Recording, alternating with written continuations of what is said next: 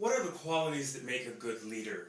Some people think that it's all about the personality, while others think that the physical appearance is the primary characteristic to have.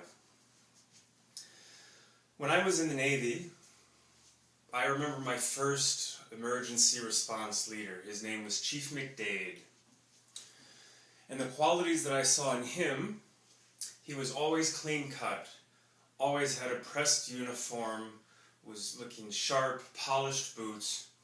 He also was an expert. When I had a question on a firefighting system, he knew the answers to it. I knew I could always rely on him to teach me, be my mentor, and to provide me with answers when I need them. He was also charismatic and had a sense of humor. Whenever you get into an emergency situation, chances are there's going to be a ridiculous amount of stress. Tension will be high among the team members. So a sense of humor and occasional joke goes a long ways to diffusing that built up tension.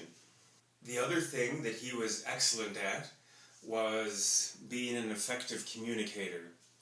He would always make sure that I understood what was expected of me and the standard that he was holding me to.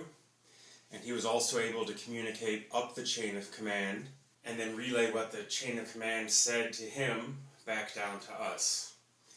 What traits make an effective emergency response leader? They're an expert in the field. They are effective communicators. They have a sense of humor. They have strong leadership abilities. Emergency response leaders are also excellent problem solvers. The single greatest attribute for an emergency response leader is the ability to quickly assess a situation, formulate a plan, and then implement that plan. If that plan isn't going as well as expected, they need to be able to change and adjust according to the resources available to them. One quality that's imperative for a leader to have is confidence. Situation is very dynamic, fluid, and always changing. You want to be able to confide in and follow a leader that has a plan. Because of my background as a firefighter in the Navy for 5 years and earning my bachelor's in emergency and disaster management, I usually rely on the ICS system for decision making, or the Incident Command System. It is an effective tool because these steps are general enough where the system can be used for emergency or non-emergency situations. It's composed of 5 parts. The first part, assess the situation, determine what the problem is. Second, list the possible solutions. Third, pick the best solution. Fourth, implement the solution.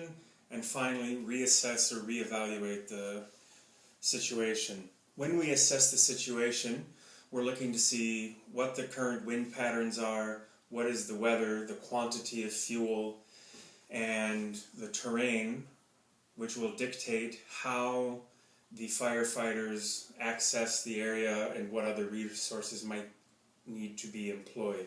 Some factors that are included when deciding on the best solution is what are the chances of achieving the desired outcome, what is the best use of available resources, and how to prevent loss of life. Once the decision's been made and it's time to implement the plan, the leader needs to have the most up-to-date information. During the Man Gulch fire, they had outdated information but proceeded with their original plan based on the outdated information. They deemed it a 5 o'clock fire even though they saw indications that it was not behaving like a 5 o'clock fire. This was one of the biases that influenced the leader and ultimately led to the death of their team members. Whether it was from past experience, he had made the decision to ignore the changes. When I implement my decision-making model, it's important for me to get information from my fire team members to ensure that as a team we come up with the best possible way to combat the fire.